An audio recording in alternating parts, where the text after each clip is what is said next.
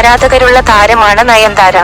മനസ്സിനക്കരെ എന്ന മലയാള ചിത്രത്തിലൂടെ എത്തി ഇന്ന് തെന്നിന്ത്യയുടെ ലേഡി സൂപ്പർ സ്റ്റാറായി തിളങ്ങി നിൽക്കുകയാണ് ആരാധകരുടെ സ്വന്തം നയൻസ്.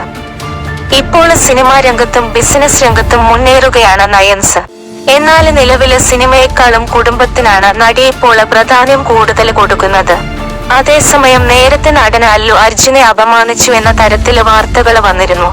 ഗുരുതര വിമർശനങ്ങൾ നടിക്ക് നേരിടേണ്ടതായി വന്നൊരു സാഹചര്യമായിരുന്നു അത്.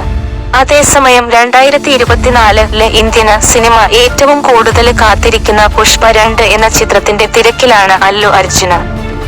എന്നാൽ നേരത്തെ ഈ ചിത്രത്തിലെ അല്ലു അർജുന്റെ നായിക വേഷം നയൻതാര ഉപേക്ഷിച്ചുവെന്ന തരത്തില് വാർത്തകൾ പ്രചരിച്ചിരുന്നു. തുടർന്ന് തമിഴ് സിനിമ ലോകത്തും ഇത് വലിയ ചർച്ചയായി മാറിയിരുന്നു. ഇതിനെല്ലാം തുടക്കം 8 കൊല്ലം മുൻപ് തുടങ്ങിയ ഒരു പ്രശ്നമാണ്. 2016 ഒരു അവാർഡ് വിതരണ വേദിയിലാണ് ആ സംഭവം നടന്നത്. നാനും റൗഡി താന് എന്ന ചിത്രത്തിലെ പ്രകടനത്തിന് നയൻതാരയ്ക്ക് മികച്ച നടിക്കുള്ള പുരസ്കാരം ലഭിച്ചിരുന്നു.